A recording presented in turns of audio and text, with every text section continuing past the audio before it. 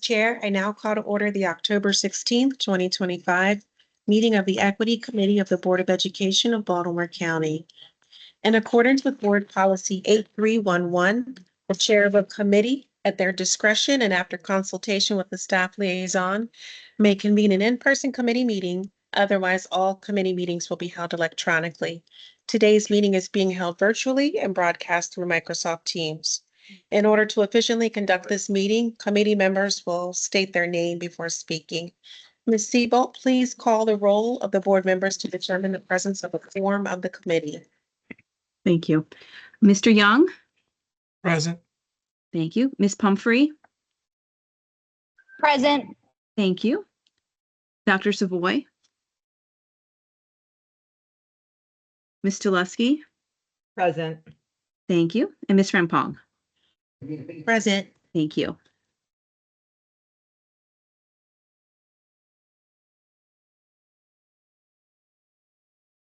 Ms. Seabolt, please call the roll of staff members on the Equity Committee participating in today's meeting. Ms. Charlie Green? Present. Thank you. Mr. Handy? Present. Thank you. Mr. Birnbaum? Present. Thank you. Mr. Landon? Present. Thank you. And Mr. Mustafer? Present. Thank you. Thank you. Thank you, Ms. Seabolt. The first item on the agenda is measures of student progress and achievement. And for that, I call on Mr. Mustafer and Mr. Landon. Good afternoon, everyone. And I hope the background noise, it doesn't bother you. I'm in elementary school right now. I'm closing the office, so hopefully it doesn't. If it gets too loud, I'll let Mr. Landon take over until the announcements stop, and I'll jump back on. So today, Mr. Landon and I will be talking about measures of academic progress and student achievement related to math, ELA, and science, which is known as the MESA assessment. So we're going to get started with our presentation today.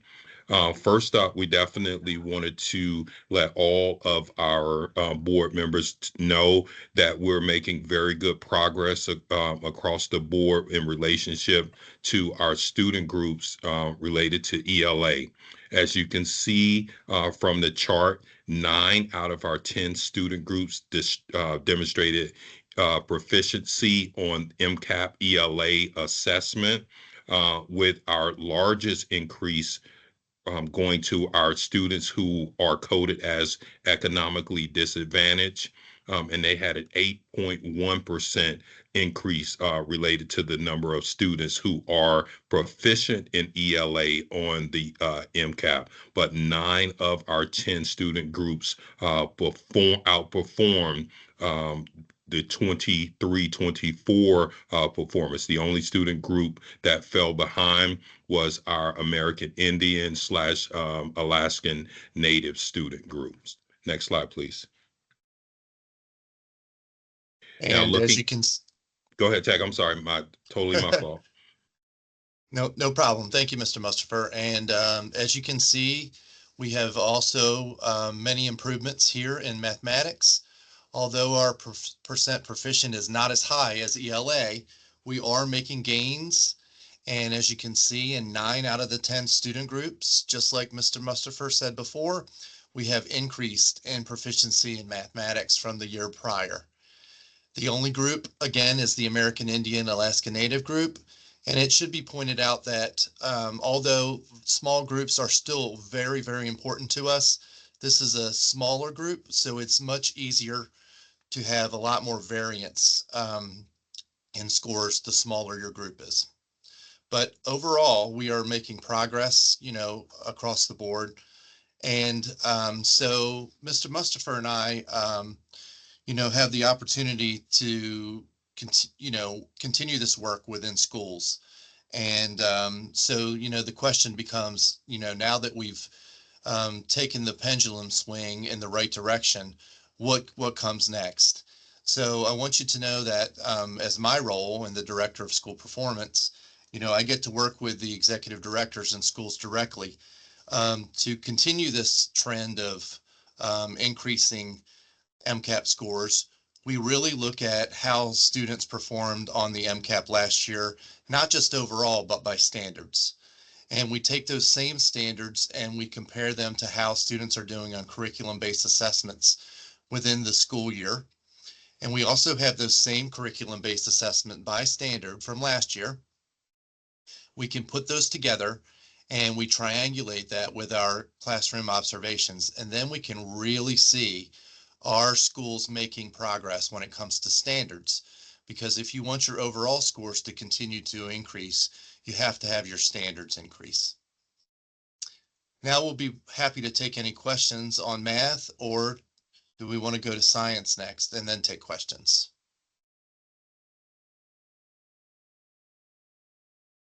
Thank you for the presentation. I would say let's go ahead and stay here with math first before we proceed to science. Okay.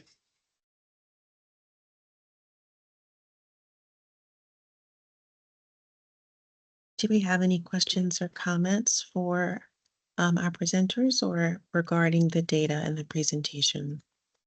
Please, you can raise your hand or unmute and speak. I do see Mr. Young. Mr. Young, go ahead. Good afternoon. Thank you for this. Have we looked at, I know you said like our American Indian Alaskan Native population is a smaller population, but have we looked or tried to really figure out why they have not improved? And the answer to that, Mr. Young, is definitely yes. And that's why we break down the data based on student groups to see where our gaps are. So as Mr. Landon just stated, the one thing that he's been doing with all of the executive directors, and then we go out and meet with the principals and their leadership teams, is when we look at it, we try to look at if a student group is not performing successfully, we look at the classes that the students were enrolled in. We break it down by teachers. We also look at the time of the day when the student may be enrolled in those courses. We always start off by looking at attendance because we look at attendance based on the student group. So is this one student group whose attendance may be lower than the other student groups? And in some schools, that is definitely the case, but definitely not all schools. So we're really breaking it down, looking at each individual school to see where are the gaps for this particular student group at each school. And Mr. Landon does a great job in supporting our executive directors and our schools to help kind of disaggregate this data, but then break it down to even smaller steps so that we can ensure that we're looking at every instructional piece to impact how it impacts how our students are doing. So that is currently taking place, Mr. Young. Yep. And if I might add to what Mr. Mustafer said, excuse me, we also take a look at how we're doing compared to other school districts who are the same size as we are. And the data that you see there on the slide is all of our mathematics tests put together. But if you break it apart and you look at individual student groups, especially when it comes to American Indian, we're not behind in all areas. So for example, Algebra 1, our American Indian students grew by 10.3 percentage points, which was higher than any other of our districts that are around us that are approximately the same size. Likewise, Math 6, our American Indian group, grew by 7.1. So it's not like, there's failure across the board for American Indian students and that they're declining by any means in all subject areas. It's just when you put them all together, it came out to be 0.1% less than last year. Okay, so basically you're analyzing the data and providing targeted support based upon where you find the deficiencies. You hit the nail on the head, Mr. Young. Absolutely. Okay, thank you. Thank you, Mr. Young. Ms. Delusky? Thank you. Thank you for the presentation. If you wouldn't mind, just briefly, I mean, you don't have to do it for like all the groups. What would be the percent proficiency for the state of Maryland, like that? You know, they usually give an average, and you know, these gains are great. Some, you know, like just honestly, some of them do seem small, given that the percent that are proficient are still quite low. I know your whole team is working very, very hard, and you know, the change does take time. Are there specific strategies that you have in place or you're putting in place to really raise that percent proficiency level at a stronger exponential level? Thank you. So as far as the state number goes, we could certainly get that for you. I don't have it memorized, but you know, we could get that. I do believe that MSDE produced some graphs that take a look at how the state did on each one of the tests versus all the LEAs. So we're more than happy to get that for you. I know that's available. I just don't have it in front of me right now. And then to answer your other question, you know, it's kind of what I talked about before. If you want to increase student achievement, it is, you know, there are many confounding factors, right? So as Mr. Mustafer talked about, the first thing is attendance. If we want to teach kids, they have to be there. So one of the things that we're, you know, that's in our forefront is making sure that kids come to school. And so, you know, that's a big deal for us. Because when kids, you know, aren't there, they're learning. They're just not learning what we want them to learn. We want them to learn ELA and math and science. You know, we want to make sure kids are there. And then when they are there, we need to be teaching to the rigor of the standards. And we need to hold teachers accountable, you know, to teaching the curriculum. And we do that through observation and feedback that principals and executive directors give. Mr. Mustafer is excellent at giving feedback to principals and teachers. I've seen it many times. Just small little things that can really help. You know, oftentimes the way you say something or the tone of your voice or the, you know, the climate that you're creating in the classroom can be optimal for learning.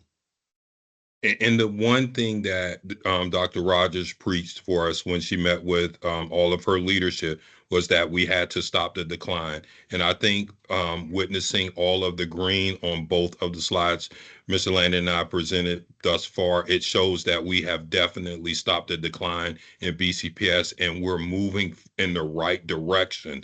And even as Mr. Landon's discussed, based on Mr. Young's question regarding our American Indian / Alaska Native students, they are progressing and progressing significantly in certain areas when we really break down the data even more. So I can speak wholeheartedly, like based on the superintendent's directive, we have definitely stopped the decline in many of our academics areas, and we are definitely displaying a lot of green in BCPS and moving in the right direction. Are we moving as fast with each student group as we want? Definitely not, but that's what we're working towards to accelerate the progression of student outcomes in our school system. Thank you. Yeah, I know you guys are all working super duper hard, and you know, I definitely agree the decline has stopped. And thank you for answering my questions. Yes, ma'am. Thank you for the questions. And we can jump to our next slides. So, Mr. Mustafer, I was going to ask some questions, and then I do see Mr. Young has raised his hand. So if you would wait, please, before proceeding to the next presentation. My apologies, ma'am. No worries. Mr. Young?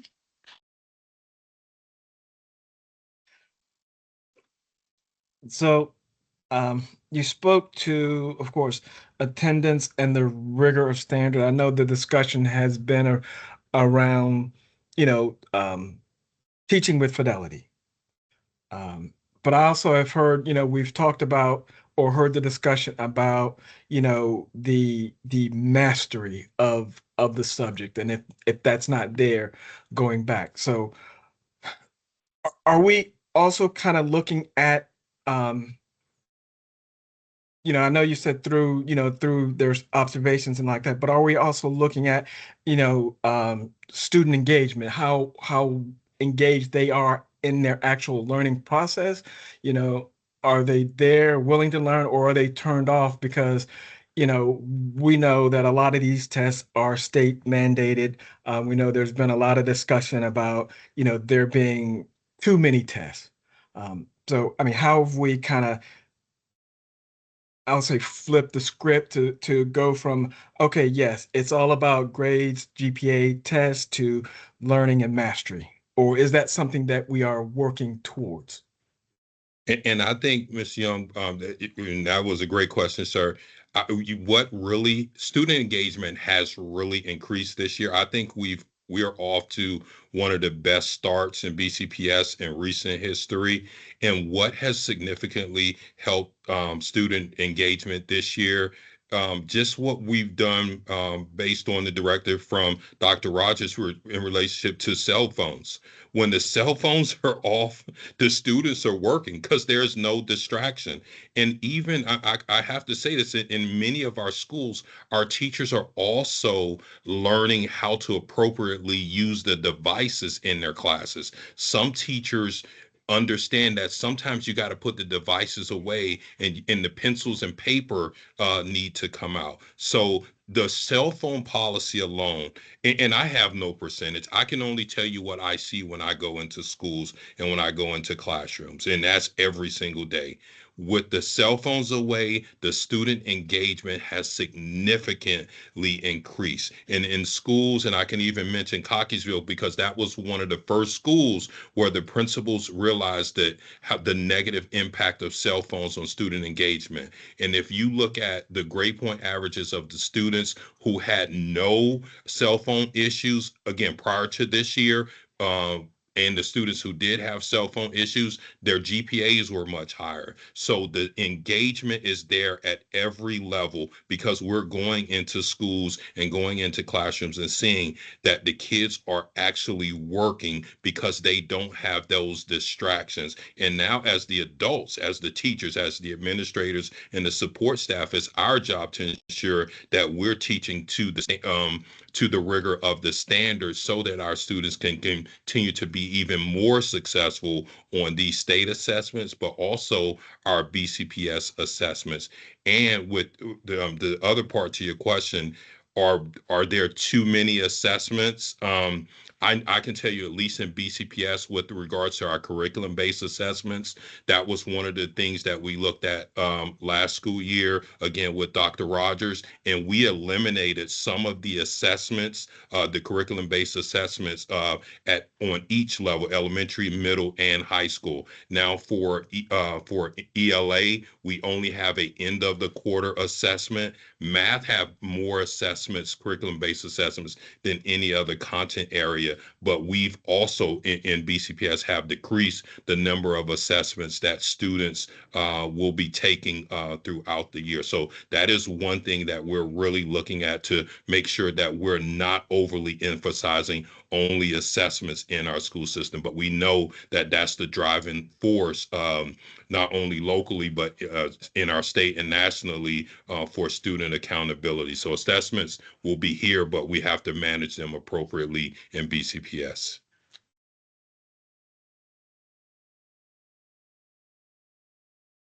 Thank you. Thank you. So I have a few questions. This is board member from Pong. Mr. Mustapher, can you talk a little bit more, kind of expand on that train of thought that when you spoke about um, decreasing the assessments, how is it that, so we know that we have students who have test anxiety. Those could be students who are um, great performers as far as with GPA, and it could be students who also already have low GPA, but it really affects students across the spectrum. So can you talk to and speak to what was that, um, I guess, rationale, or how is it that you came to determine these are the assessments that we should keep versus these are the assessments that we should look to eliminate, and this is what's going to best serve the students? So when we looked at it, we meet regularly with Dr. Rogers, and Ms. Charlie Green, and the superintendent's instructional leadership team, and we constantly go over the assessments as well as disaggregating the assessment data. So Dr. Rogers has her entire leadership team there in the room. So as we're going over the assessments, we're realizing that there were certain assessments that were coming up very regularly, and we kind of like mapped out for the year, and we really saw that math was one of the biggest uh, assessors of each of our curriculum area. So we looked at which assessments that we wanted to ensure that we were getting accountability data in order to ensure that the students were prepared for the MCAP assessments at the end of the year. So that was done in collaboration with our math office. And Ms. Machinda, who is an excellent executive director over our STEM, she worked with her team to identify where we can eliminate some of those curriculum-based assessment, but also still provide enough assessments so that our students, number one, the accountability piece was there, but number two, that they would get practice on the assessments on the computer, so that way when they took the state assessments in the spring, that this wouldn't be the first time that they were taking an assessment, and this wouldn't be the first time that they would be taking assessments on computers. So their assessments each quarter, basically for all of the content areas. But that's something that we continuously look at during Dr. Rogers's IoT meetings each month. Yeah, and may I add, Ms. Rempong, first off, I thought that was a very good question. I do agree with everything Mr. Mustafer said. I earlier mentioned evidence statements, which are, how the students performed on the MCAP last year by standard, by math and ELA. When you look at the ELA one, it has about, a good number of standards. But when you look at the math one, it like doubles or triples the number of standards that ELA has. So I think that's goes into a lot of the reason why ELA was able to have just 4 CBAs this year, where math has a lot more. They have a lot more standards that have to be measured for MCAP. Thank you. And so looking at the current slide that's up right now, which is the 2025 highlights for math. We have a range of, as far as percent change, from negative 0.1% all the way up to 4.7% when we talk about the percent change from the previous school year of 23-24 to the school year 24-25. I do see, though, that our target on the right is 2%. So it looks like that's what the goal was. And so while we do have the 9 out of 10 student groups that demonstrated the increased proficiency in math, we actually have quite a few of those student groups who did not reach that target of 2%. So before I move into, I guess, the next piece of that, I guess I'll stop here to see if there's any feedback or comments in response to, I guess, what I just pointed out or stated. So I think, during this year, again, it was about stopping the decline and turning it around. And this year, our targets are going to be, we always say at least, when we're talking about targets, because ultimately as educators, we want every child to be proficient, right? So we're not going to just say that we need 10 kids. We want them all to be proficient, but we know that also there's, realistic goals too. So whenever we put a target in, we always want to say at least. So, we are showing the stopping of the decline, I think, which is a good thing. And I think as the years go on under Dr. Rogers' leadership, you're going to see that these numbers are going to just get higher and higher.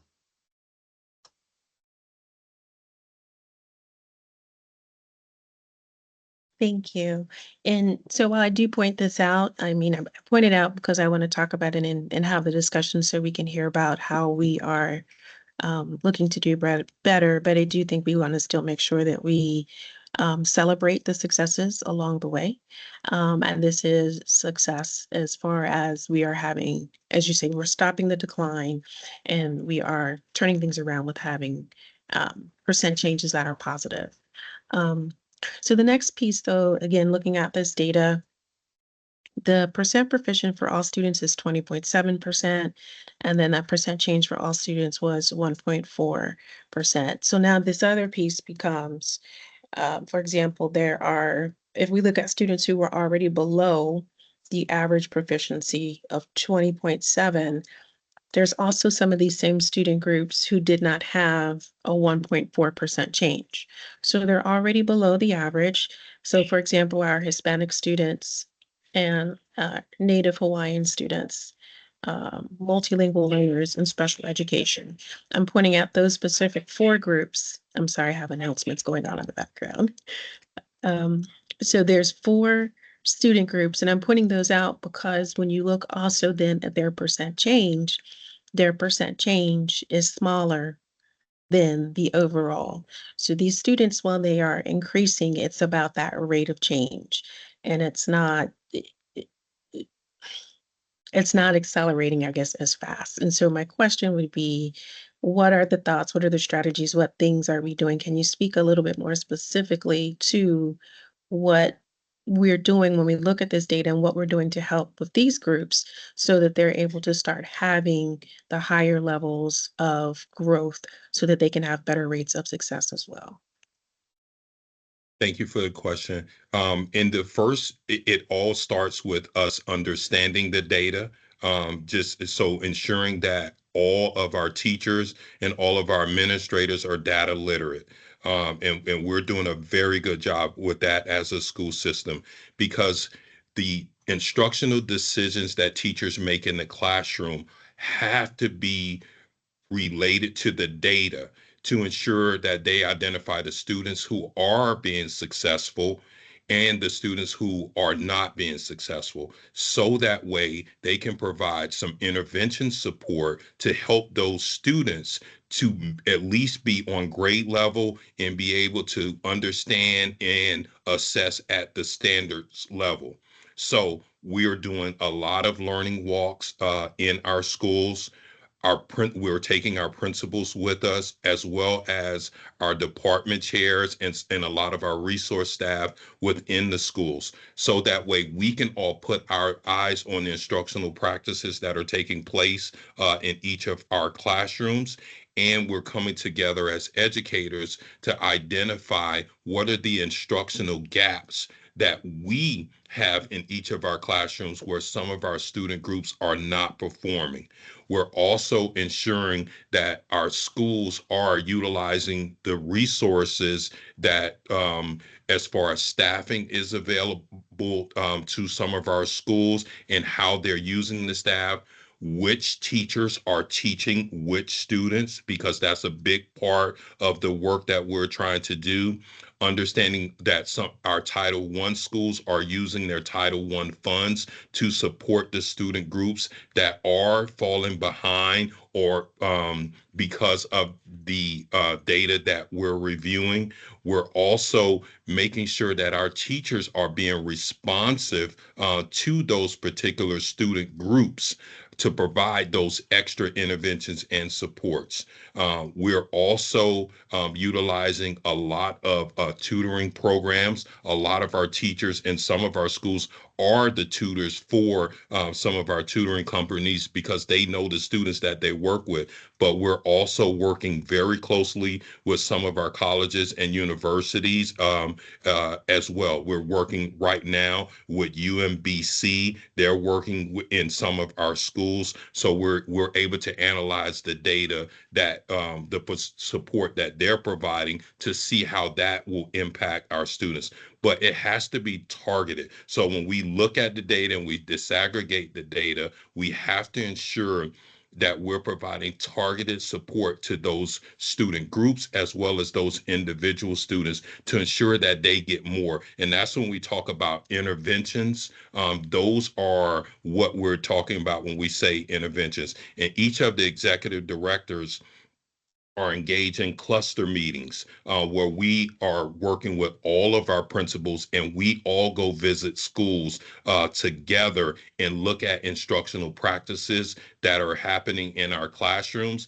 And what we're trying to identify, what are those best practices? Where is it happening in our school system? So looking at our higher performance schools, what are the strategies and supports that our students are receiving in our higher performing schools that in some of our schools that are not performing at that level can take back some of those best practices. And that's why the executive directors, along with our chief of schools, Dr. Jones, are taking our principals out. So we have what my group of principals, we call it professional learning network. And if you talk to most of the executive directors, they call them cluster meetings. So I had all of my elementary principals. We went to Reisterstown Elementary yesterday, and our sole focus was looking at our ELD instruction and how teachers were providing those ELD supports in an inclusive setting. And then we came back as a group and had a debrief just to talk about what we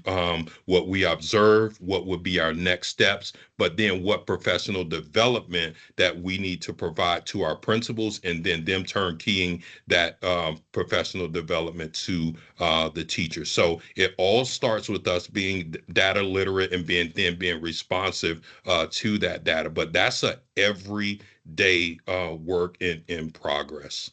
And I would just wanted to add, Ms. Frempong, that, our strategic plan, our first priority is academic achievement. And we know that ELD students receiving ELD services and special education is listed there for us, right?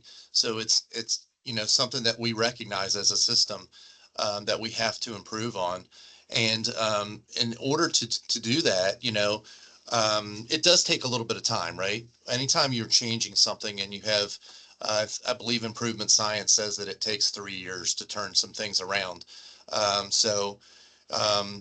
I do believe that we're on that path to turning things around. And as Mr. Mustafer said, one of the things that BCPS has been said to have been in the past is data rich and information poor. Well, that's one of the things we're working on this year, is being data rich and information rich. So knowing each child's weaknesses and strengths is something that all teachers know using our data systems. And it's not a secret. They do not have to guess. It is, they just have to decide what to do with the kids who got it and what to do with the kids who didn't. So that's the teaching decision now. It's not about collecting the data. It's about using the data. So that's where we are as BCPS now. We're in a much more advanced place than we used to be.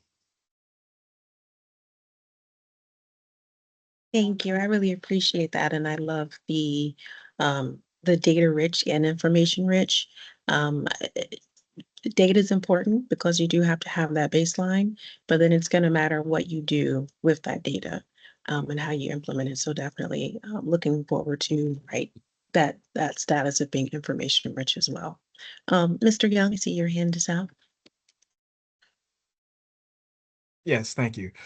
The information presented here is the percent change is based on a grade level snapshot.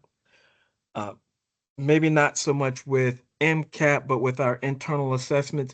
Do we track and review how a cohort is doing? For example, okay, yes, fourth grade year, the children didn't do so great, but fifth grade, they really improved and showed a lot more mastery.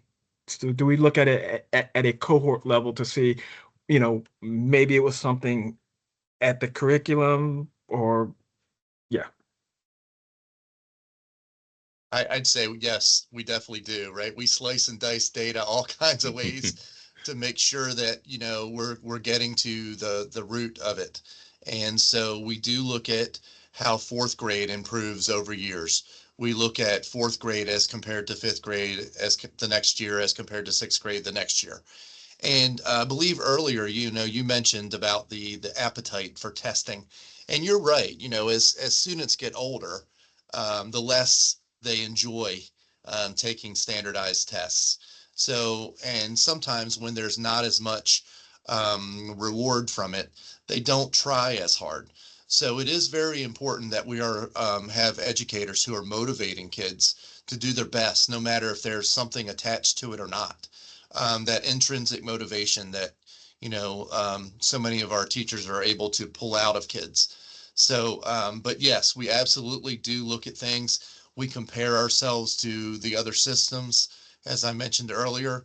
Um, but yeah, I mean, right now we're at a place where we're feeling optimistic about the data and the turnaround. Thank you. Thank you. This is Ms. Frimpong. A great success that I see again on this slide with the highlights with the math is our economically disadvantaged, or students formerly known as farms. But we had an increase of 4.7, which was a huge increase. It was over our target. And that typically has been a group that has struggled. So can we talk about, I guess, it sounds like the resources, the supports that we're providing there. I believe Mr. Mustafer in a previous question already spoke about those specific things like learning walks, and trying to spread that information to other schools.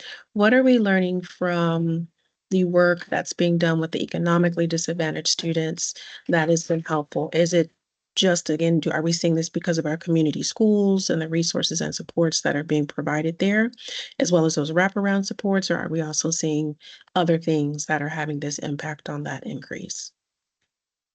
I should just let you keep answering that question because you were that was absolutely excellent. Everything you said is absolutely accurate.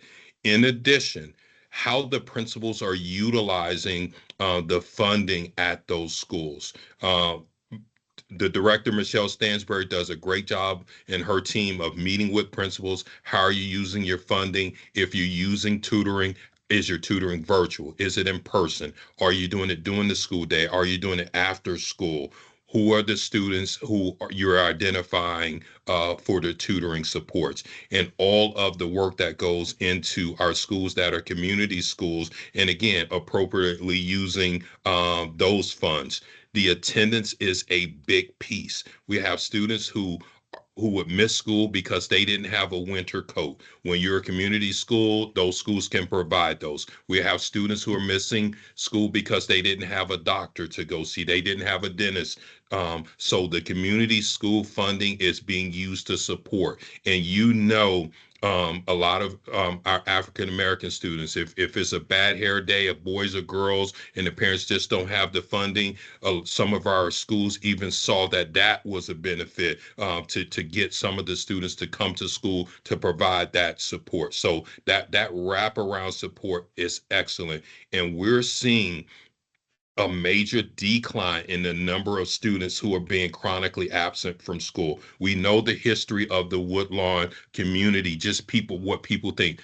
And I was there yesterday. Right now, today, in comparison to last year, they have it was almost a 24% decrease in the number of students who are chronically absent. So if you get the kids in school, that's half the battle. Now it's up to us adults in the school system to ensure that we educate them appropriately, make them feel loved and respected and wanted, so that way we can educate them. But everything you said was right on point with those wraparound support. But it's how we're using those resources in those, because you got to think a lot of these students are in our Title I schools, in our community schools, and as a school system, I think we're doing an outstanding job of how we're using our resources and supports for these students, because they touch every single student group. And we know that's specifically the case for our Black, African American, and Hispanic Latino students. Thank you, Mr. Mustafer. Okay, so looks like we can proceed to the next presentation. Let me get back to my script to formally introduce that agenda item. So the next item on the agenda is the Maryland Integrated Science Assessment, or MESA update. And for that, I call on Mr. Mustafer and Mr. Landon. Okay, thank you, ma'am. Okay, next slide, please. So this slide again just speaks to the data. And MESA is given in grade 5, grade 8, in that LS next to the MISA, that stands for Life Sciences. Life Science, all students in high school, in order to graduate with the Maryland High School diploma, you have to have at least one credit of a life science. So that's what the LS stands for. But as you can see, at each of those levels, again, we stopped the decline and now we're moving in a positive direction. And we definitely at the high school level had the highest growth of a 6.4. Middle school was a 5.1, as you can see on the screen. In our fifth grade, and where we are really targeting right now, as Dr. Jones stated in one of the board meetings, where that growth was a 2.3 at the fifth grade level. Next slide, please. And just breaking it down, disaggregating the data by student groups, as we already talked about on the previous slide, we had an increase overall, but 7 of the 8 student group demonstrated increased proficiency level. Only one subgroup, special education, they went down to 0.4, and any decline is not something that we're looking for. Again, our directive of the superintendent was to stop the decline. But if we look at different grade levels, special education did show some increases, but we're looking at this data overall because it gives us a very, very good data point. But if you look at, again, students who are economically disadvantaged, they had the second highest increase overall. So it lets us know that those wraparound supports and those Title I supports that are being provided are actually working, and we're using the funding and the staffing in an appropriate manner. Next slide, please. Okay, now we look at MISA 8. We also have really good results again and increases. You can see that here our 1-year changes are large, much larger than they were for ELA and math, except for special education and multilingual learners, which are, again, 2 of our priority areas, two areas that we know that we need to pay close attention to and really focus on when we're talking about student populations.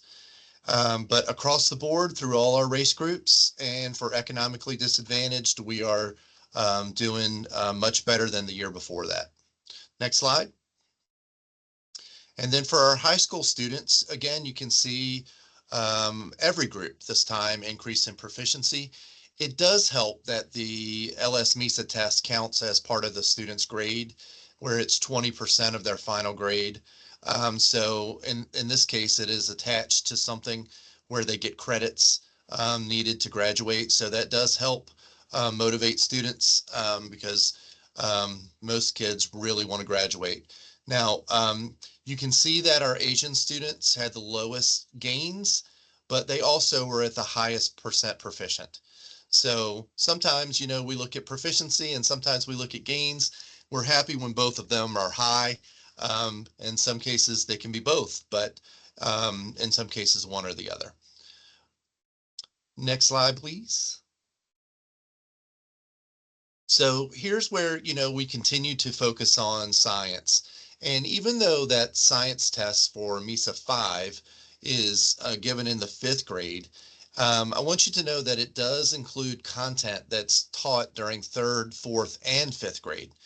That's one of the things that we're really talking about when we visit schools and do all of our ESSA visits. The same thing goes for 8th grade. You know, it's more than just what's taught during one grade level because it's only given once in elementary, once in middle, and once in high.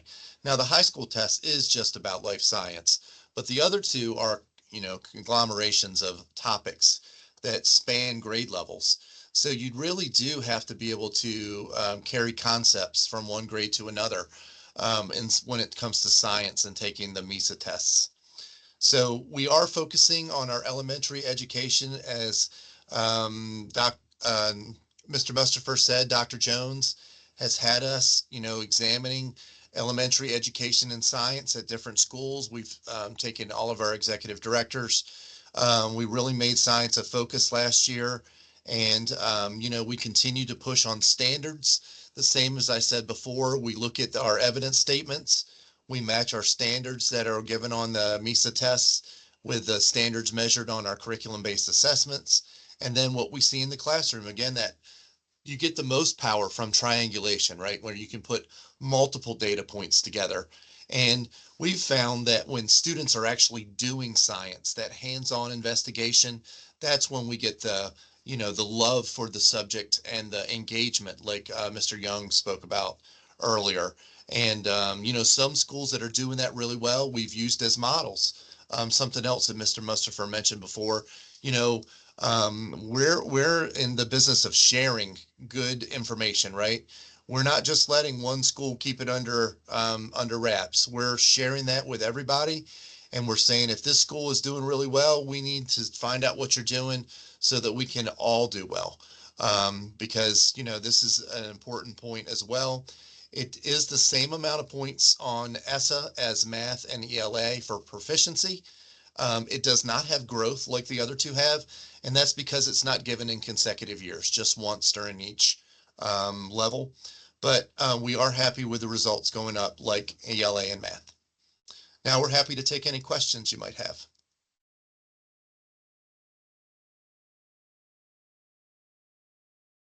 Thank you. Do we have any questions? Board members, you can unmute or raise your hand if you have questions or comments about the presentation.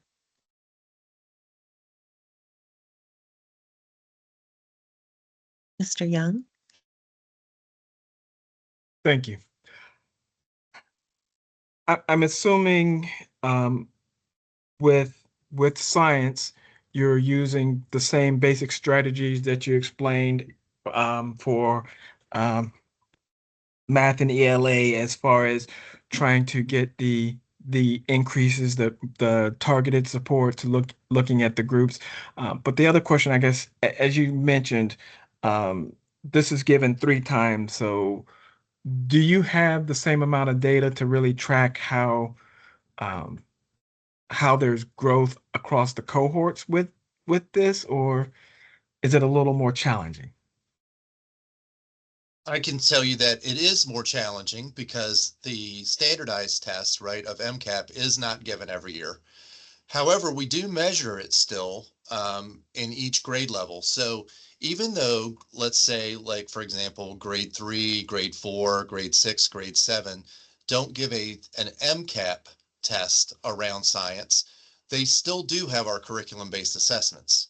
So we are still measuring how they're doing by standard, each year for even the grades that will not be tested on MCAP during that year.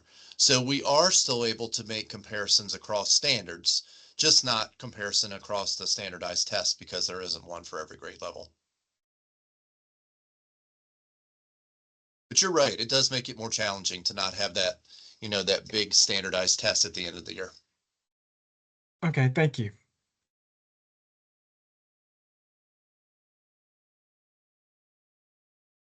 Any other questions or comments from other board members?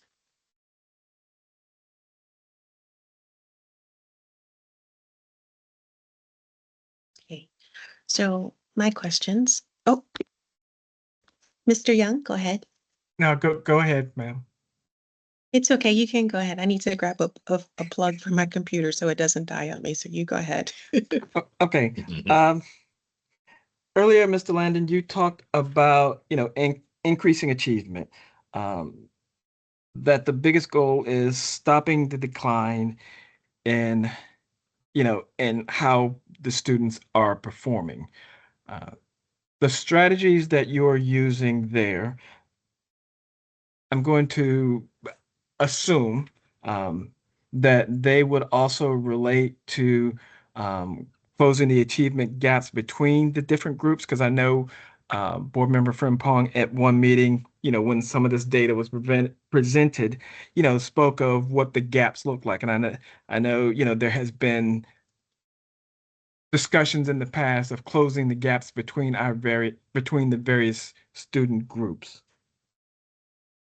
So are we utilizing the same strategies? Are we looking at that? Are we focusing, you know, um, or is that included in our focus?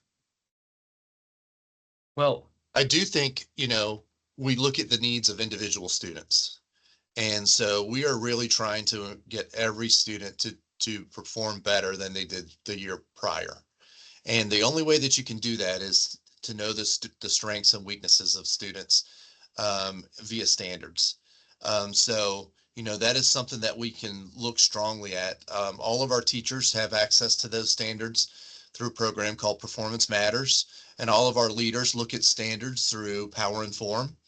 And so, like I mentioned before, the data is there for them. And, we work closely with directors, executive directors like Mr. Mustafer and Dr. Jones, who, feel that this is very valuable information. That whole idea of data literacy and using the data we have to improve instruction and improve learning for kids that ultimately comes to student achievement, is so valuable and so important. And we're seeing many more schools do such a better job at this along the way. And it is, I have to give a lot of credit to my colleagues, who are just setting the tone for this and the expectation around really high expectations for kids, right? And high expectations for all kids, because this is what we do. We call out, when we're even in schools that are high achieving, maybe we're doing really well with our all students group, but maybe we're not doing as well with all of our student groups. And we call that out and we examine it, right? We don't hide from it. We don't, put it under a rug. We cut it and look at it and dissect it and think about what is it that's, not working right now, and really try to focus on, the root cause so that we can improve this and these results.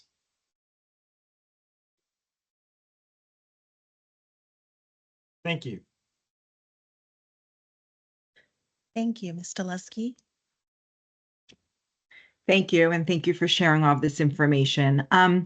Just in response to, community concerns about the cuts to science education, that, I've looked on the Maryland website to look at the data, and I know your team is doing an incredible job trying to stop the decline and then, of course correct to really achieve growth. But it seemed as though many elementary schools had pretty sharp declines. And I don't know if that's something that you've already kind of analyzed and created a strategy to address that, or if there's anything that you can share about that.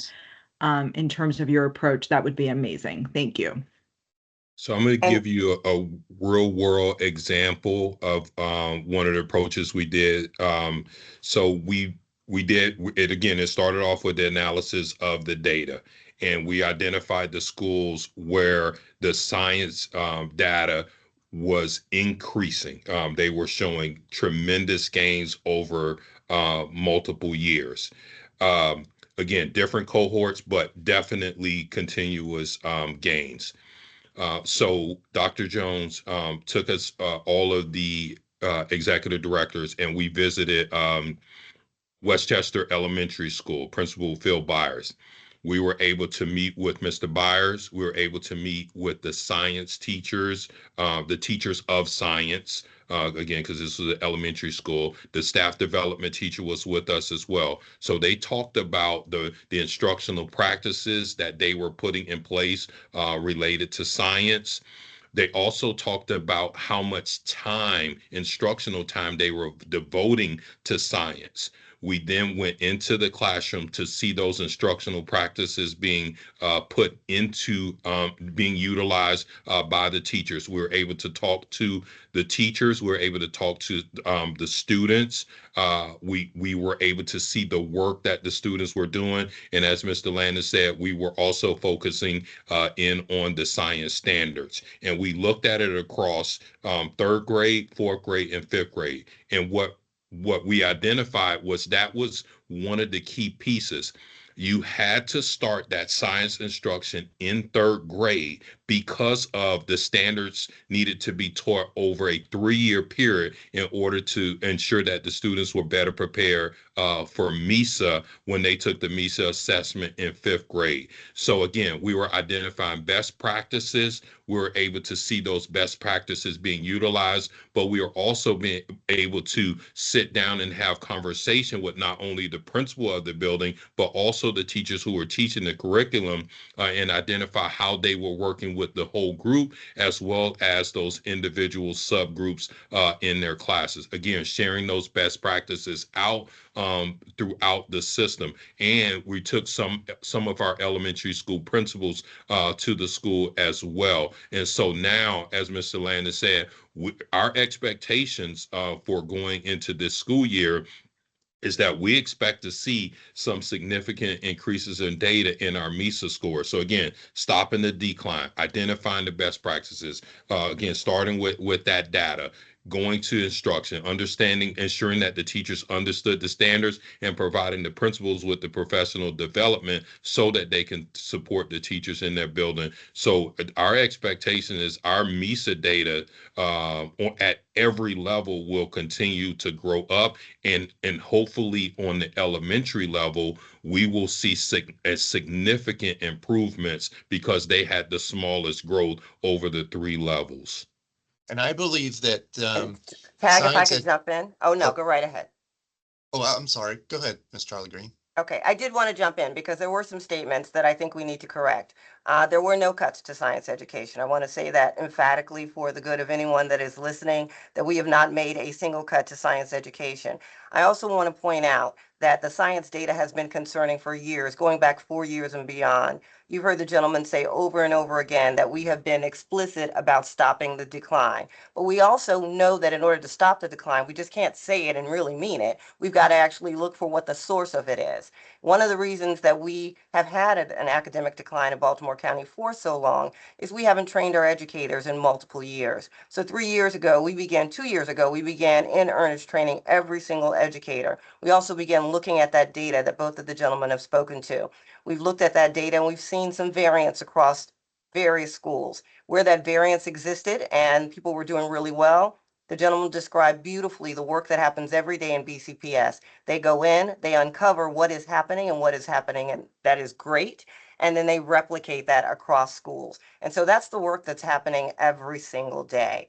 And so I just want to be clear that the state of Maryland does not have any minimum standard for science. We have established, BCPS leading the way, that every single elementary school has 150 minutes of science. That didn't happen yesterday. That didn't happen this week. It didn't happen after the board meeting. That happened more than a year ago when we took our data and went into schools and saw that some schools were doing better and some schools were not. And so I think it's very important that we have this conversation grounded in the facts. Facts are that we are concerned about science instruction and data. We've cut nothing, absolutely nothing in terms of science instruction. We have trained all of our educators on what best practices are, and the gentlemen who are on this call are in schools every day monitoring and making sure that that work is going on. And I think the results show that. We're super excited about what's to come as we continue to see that work develop. So again, I know that many listen, and I did not want anyone to walk away believing that we had either cut science or that there was a new and sudden drop or change. In fact, the opposite is the case as it comes to science. I'm sorry, Tag, please continue. That was kind of what I was going to say. If anything, I think it's gone up instead of down. So no, you said it really well. Thank you to both of you. I just have a quick follow-up question. Just in terms of the 150 minutes, I know that in some schools, and maybe in all of them in terms of elementary school, and I'm not sure, but they kind of rotate units. So they'll do a unit that's related to science. And for that time, students will not have social studies. And then once that's complete, they switch to a unit for social studies. So if you can just kind of clarify, and maybe for science and social studies, what that 150 minutes per week looks like if there's a rotation between science and social studies. Thank you.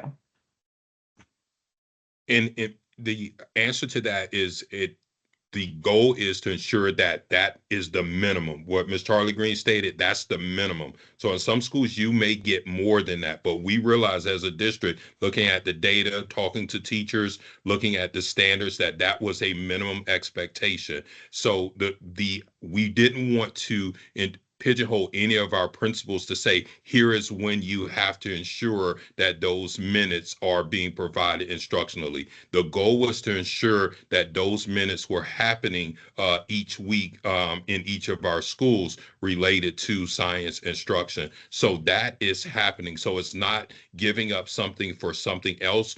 Every one of the curriculum areas should have a minimum number of minutes to ensure that teachers can teach to the rigor of the particular standard. So you could go into one school and see those minutes being manipulated one way, and manipulation was not the correct word. I apologize for that. You can go into one school and see those minutes utilized one way, and then you could go into another school and it's provided at a different time, and for various reasons for that. But ensuring that, again, that's why we're taking principals to the schools to see that being put into practice, so that way they can have conversations with other principals who are doing the work and who are making a difference when we look at the student outcomes related to those science assessments.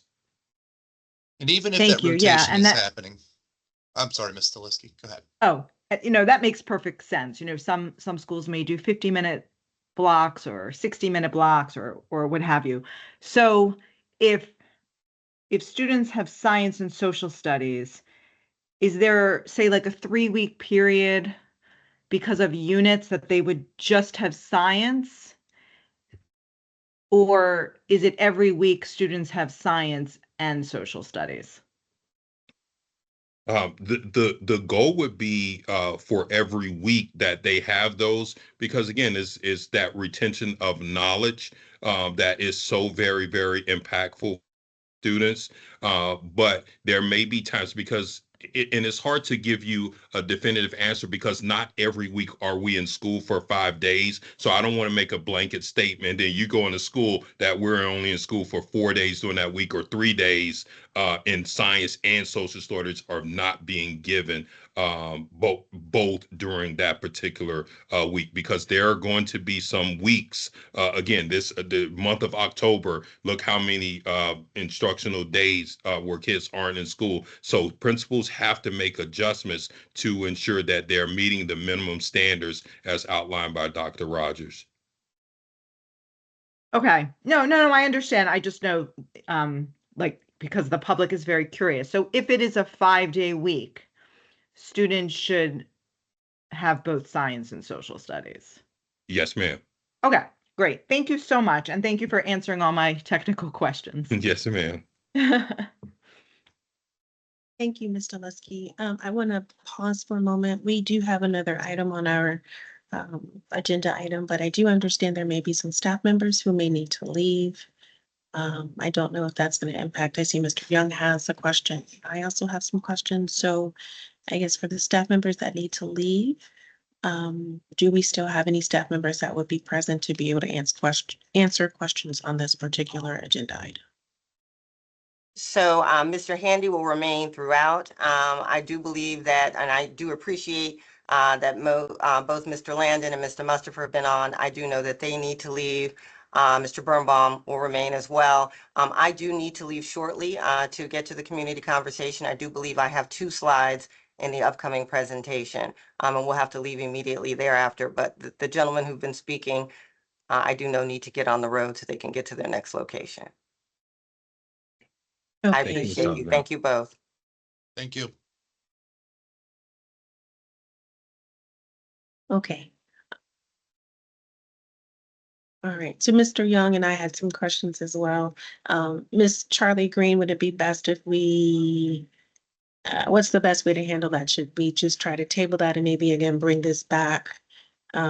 We can, I guess, kind of continue in a subsequent meeting with any additional questions relating to this Absolutely. presentation, just as a follow-up. Okay, Absolutely. great, sounds good, thank you. Okay, so we will move on to our next item on the agenda, which is the National Board Certified Teachers, or NBCT update. And for that, I call on Ms. Charlie Green and Mr. Birnbaum. Thank you. Thank you so much. And I only have 2 slides, but and as we were talking, I was thinking that perhaps these slides should have come earlier because they would frame many of the conversations that we've had. But as I know that Mr. Birnbaum is going to speak specifically to one of our strategies for making sure that our students are served well and are getting what they need, that I wanted to provide some proper context for kind of all of the ways that we work toward closing achievement gaps. So the first slide that you see off to the left is just a very, very simple and simplistic depiction of the academic decline that we've seen in Baltimore County Public Schools, and in 2 short years, what the gentleman referred to as stopping the decline. I think that is important because what it does show is the urgency that has been displayed over the last 2 years about we can't go backward. We have to move student achievement forward. And while I understand there is an appetite for rapid success, and we certainly all feel the urgency of it, we also know what implementation science says about how long it takes for us to have sustained progress for students. And so we are very excited about stopping that decline and continuing to grow and build back as a system, closing gaps along the way. I think a pertinent piece that I wanted to just share is we know how to close gaps. And it's not because we possess some secret. It is because if you were to Google on your phone right now, what does it take to close achievement gaps? There are a number of things that are going to come up. And so we did our own research in BCPS. We looked at some folks who had been successful, our students who had graduated and were successful, and identified common markers that really were predictors of their success. Built that into what has become familiar to many in Team BCPS, our pathway to success. We know that kindergarten readiness is important. Demonstrating proficiency and readiness at that stage really is a predictor of future success of students. Reading at or above grade level at grade 3, something the state, after we identified it, certainly put in place as a marker of a predictor of success for students. Grade 5, achieving at or above proficient on the MCAT.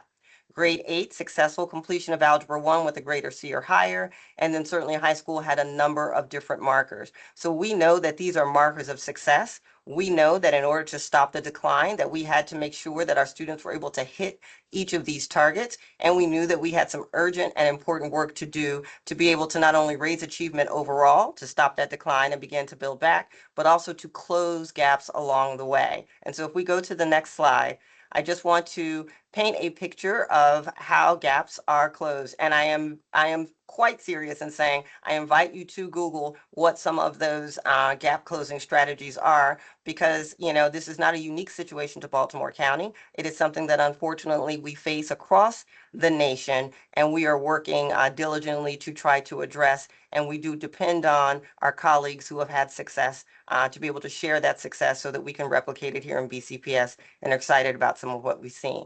Proper context, and that's historical, is that gaps have been a long-standing concern in BCPS. Review of the data, it coincides with the academic decline. All the way back to 2011, we've known that there has been persistent gaps, and I know that there has been work from those who came before me to address those, to acknowledge those, and to treat with some urgency the need to move forward. There were significant gaps across all 3 levels in chronic absenteeism for African American students, Hispanic Latino students, 2 or more races, and economically disadvantaged. We knew this. We knew this going in. This is long-standing. Those gap areas included literacy, mathematics, kindergarten readiness, and chronic absenteeism. If you reflect back to that chart I showed you on the previous slide, we know that hitting those markers are going to ensure success for students moving forward. If we know that gaps are already present and students being able to hit those markers, we can predict what that trajectory looks like for those students. And so we've been doing our level best to disrupt that. And then we also know, and I think this is a piece of the equation we can't forget, that significant concerns around climate and emotional safety have been reported by students in student town halls. Feelings of belongingness, feelings of otherness, feelings of being wanted and valued are also things that we had to address as a system in order to move students forward. And so if you took me up on the challenge and you Googled what does it take to close achievement gaps, one of the things you would have seen is early education. And so early education is a true marker. Kids need to be ready in kindergarten, ready to learn, ready to go. That's why from the very beginning, we looked at the 600 full-day pre-K seats that we had and really tried to fast forward and supercharge our efforts so that we're over 2,000 full-day seats prioritizing tier 1 students. That is absolutely and deliberately to disrupt those gaps, particularly with economic disadvantaged students, economically disadvantaged. Evidence-based instruction, making sure that all of our work was rooted in the science of reading. We know that there were, curriculum that were developed and well-meaning, but were not necessarily rooted in the science of reading. And we know that that was imperative because that reading readiness, that reading by 3rd grade is a marker of future success. We were not closing any gaps if we were not building curriculum around evidence-based practices. We also knew that the curriculum that we chose had to be aligned to the state standards. Students are being tested on standards at the state level, that the curriculum that we were using for the years that we were experiencing that decline, that was not matched to state standard. So as we've heard said, we were built for the results that we got. The decline could be predicted based on the work that we were doing. We also know, and I've heard said by Mr. Mustapher, who demonstrated it beautifully, and Mr. Landon as well, that we had to look at what we are doing in schools. How are we equitably making sure that every child gets what they need? And that really is around what are those wraparound services students need? What are those instructional practices they need? What interventions may be necessary? What additional staff do we need to put there? How are we using our Title I funding and so forth? And so, as you can see, we were able to create that school improvement team, which Mr. Mustapher leads, by the way. He and his team are going into those schools where we see those gaps, where we see those challenges, where that achievement is lagging, and working shoulder to shoulder with that instructional staff to make sure that change is occurring and it is happening in the moment, and we're moving with urgency. Professional development, which is where Mr. Birnbaum is going to take over in just a moment, but professional development is key, and that we had not trained our teachers in over 12 years. These numbers, if you think about it, we're saying 12 years, 10 years, 11 years, all matched to the decline. That's how long it had been since we had en masse trained everyone in BCPS on what it meant to meet the needs of every single student. And so moving to research for better teaching and the skillful teacher, summer training, mandatory training, the new principals academy, all of that was designed to equip our teachers with what they needed. So that when they're looking at that data, they now are able to use information, and I love the example Mr. Landon gave, to be able to address the gaps that they saw. And so that is something we are keenly proud of, all of the work that we've done there. And then certainly as we were looking at students and how do we meet their needs, the extended learning opportunities through summer school intervention, tutoring, and what have you.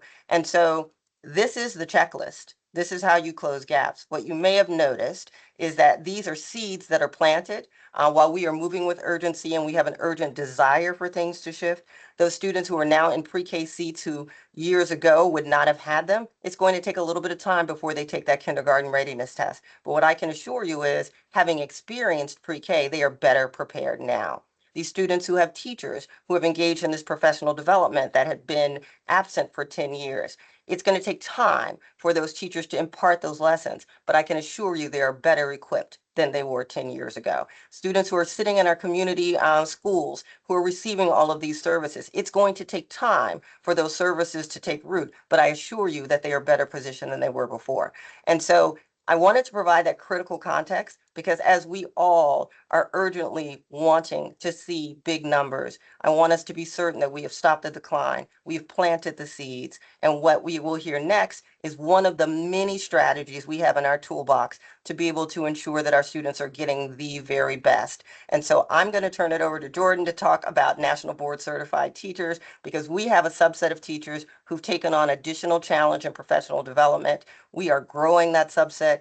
Our goal is to have National Board Certified Teachers in all schools, but we are also not going to wait until all schools have National Board Certified Teachers to ensure that our students get what they need. I thank you for allowing me to drop in. I am going to continue to be on the call, but I do need to get mobile, so I will be off camera. And Jordan, I will turn it over to you. All right, thank you, and Thank you. good evening, everyone. Next slide, please. So as Ms. Charlie Green mentioned, National Board Certification is one of the many layers of professional development and support that we offer for our teachers. And so to give you some context of what National Board Certification is, it is a voluntary advanced teaching credential, and it does go beyond state licensure. It is really a professional development process that consists of 4 components, and it engages teachers in deeply reflective practices and responsive instruction.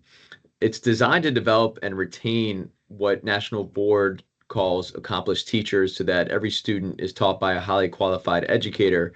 But to Ms. Charlie Green's earlier point, we're not waiting on all of our educators. So while this is an additional support, we have a robust system of professional development in the system so that we can get all of our educators highly qualified and get the professional development that they deserve.